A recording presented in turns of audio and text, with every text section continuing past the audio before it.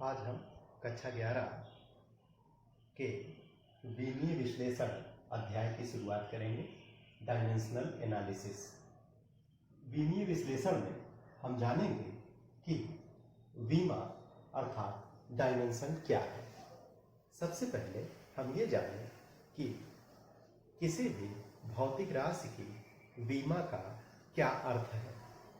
यदि हम किसी भी भौतिक राशि को मूल भौतिक राशि के पदों में लिखें या व्यक्त करें तो मूल भौतिक राशि पर चढ़ी घातों को विमा कहते हैं। जैसे क्षेत्रफल का सूत्र लंबाई गुणे लंबाई या चौड़ाई। चौड़ाई भी एक प्रकार से लंबाई ही होता है। तब क्षेत्रफल का सूत्र होगा क्षेत्रफल बराबर लंबाई की घात 2।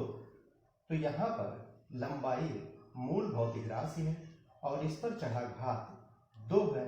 तब हम कह सकते हैं कि क्षेत्रफल की विमा लंबाई की घात 2 होती है, जिसे लिखने के लिए क्षेत्रफल को बड़े कोष्ठक में और लंबाई के विमीय संकेत L के स्क्वायर को बड़े कोष्ठक में लिखकर दिखाया जाता है। इस प्रकार से यह क्षेत्रफल के विमीय सूत्र को व्यक्त करता है। अब हम देखेंगे कि विमा की दूसरी परिभाषा क्या है और विमा क्या है, इसे हम दूसरी परिभाषा से भी समझ सकते हैं। यदि किसी भौतिक राशि के मात्रक को मूल मात्रक के पदों में लिखें तो मूल मात्रकों पर चढ़ी घात को विमा कहते हैं। इस तरह से हम समझें कि विमा क्या है। जैसा कि आपने पहले ही देखा था कि क्षेत्रफल का सूत्र लंबाई गुणे लंबाई होगा। तब क्षेत्रफल का मात्रक एमकेएस पद्धति में या एसआई मात्रक के पदों में लिखें तो क्षेत्रफल का मात्रक होगा मीटर की घात 2। यहाँ पर मीटर की घात 2 में जो घात है यही क्षेत्रफल की विमा को व्यक्त करता है। इस प्रकार से अगर हम क्षेत्रफल का विमीय सूत्र लिखना चाहें तो हमें क्षेत्रफल को बड़े कोष्ठक में लिख दें। यह व्यक्त करता है कि क्षेत्रफल का विमीय सूत्र और लंबाई जिसका मूल भौतिक राशि है इसका विमीय संकेत L होता है और लंबाई गुणे लंबाई अर्थात लंबाई की घात 2 है तो L स्क्वायर क्षेत्रफल का विमीय सूत्र होगा L स्क्वायर। भौतिक राशियों की विमा जानने के लिए हमें पहले मूल भौतिक राशियों की विमा कैसे लिखा जाता है ये जानना होगा।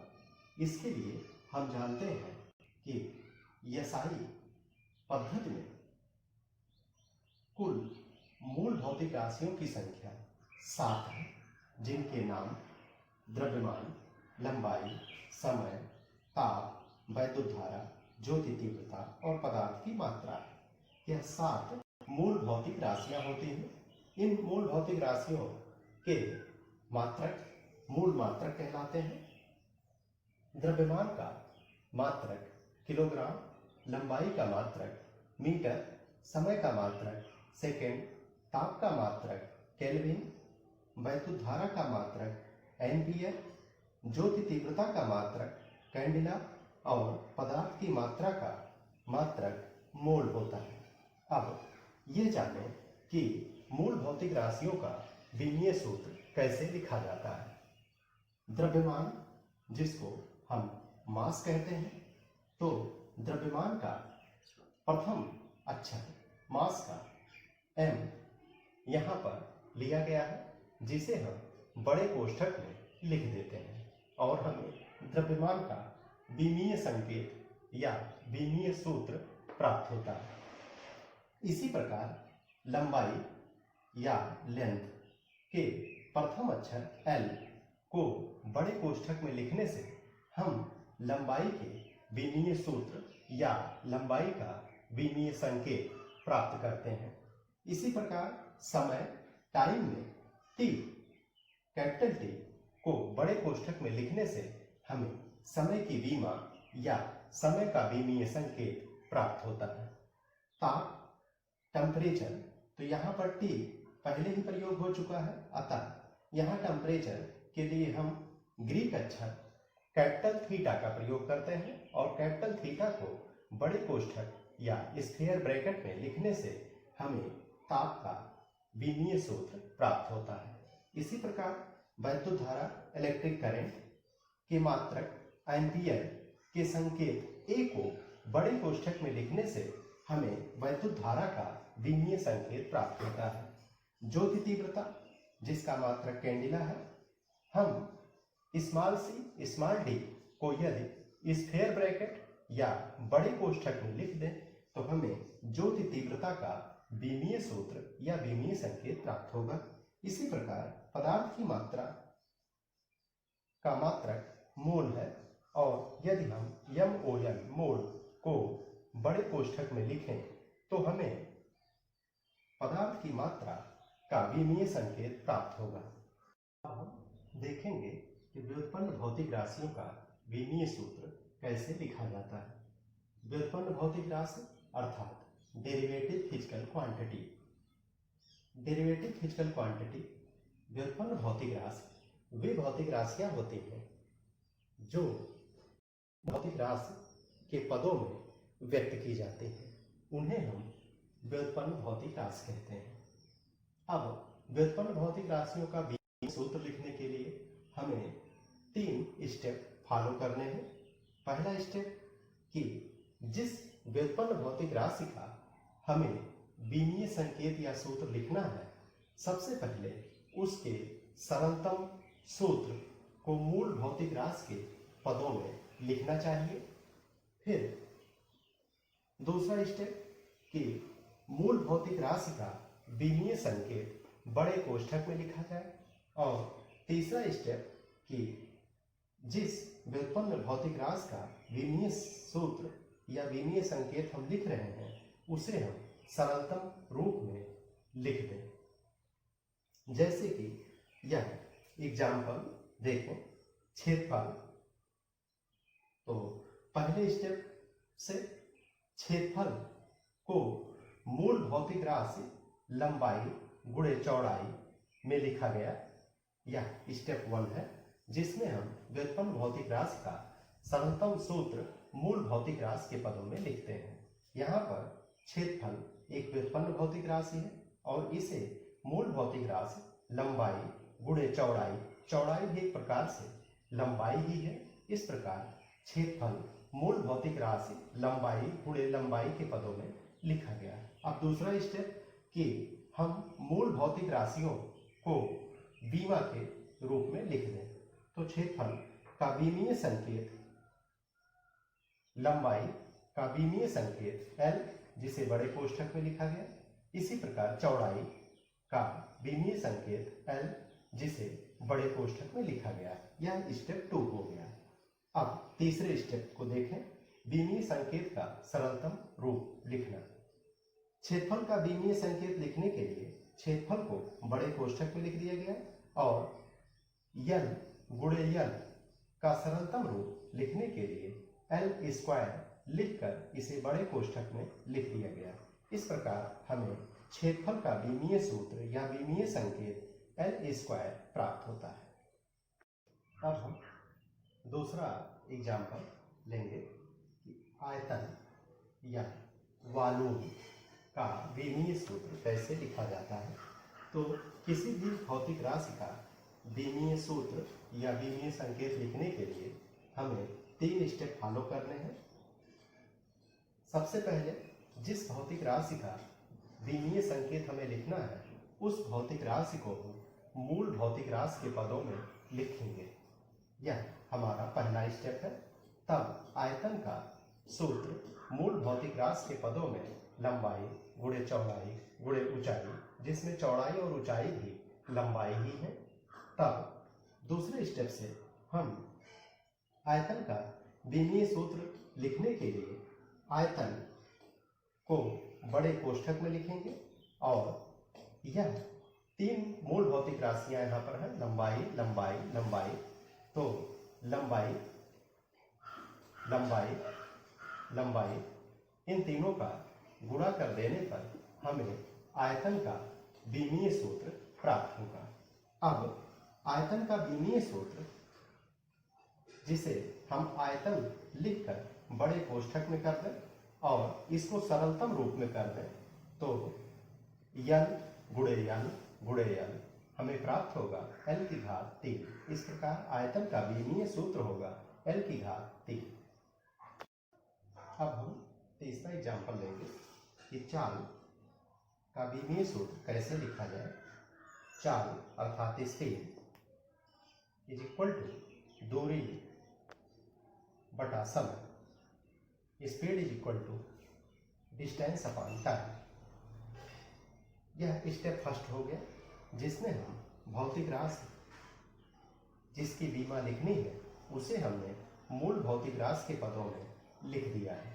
अब दूरी भी लंबाई होता है, तो चाल का विमीय संकेत चाल लिखकर इसे बड़े कोष्ठक अर्थात स्क्वायर ब्रैकेट में लिखेंगे और दूरी का विमीय संकेत L, अपान के स्थान पर अपान, और समय का विमीय संकेत T।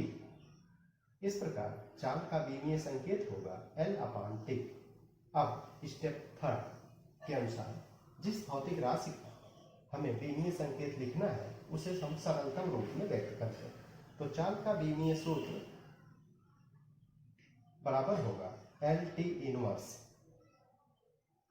अब हम देखें कि वेग का विमीय सूत्र कैसे लिखा जाएगा।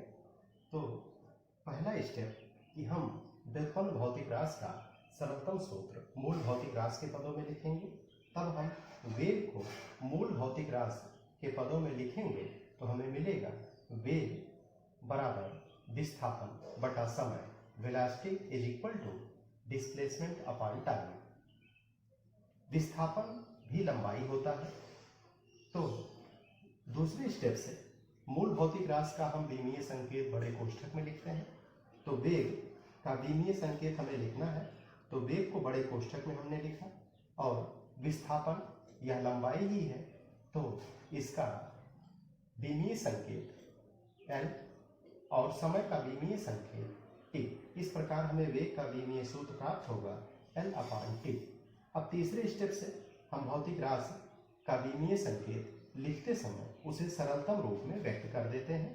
तो L अपान T को जब हम सरलतम रूप में व्यक्त करेंगे तो हमें प्राप्त होगा L T की घात ऋण 1।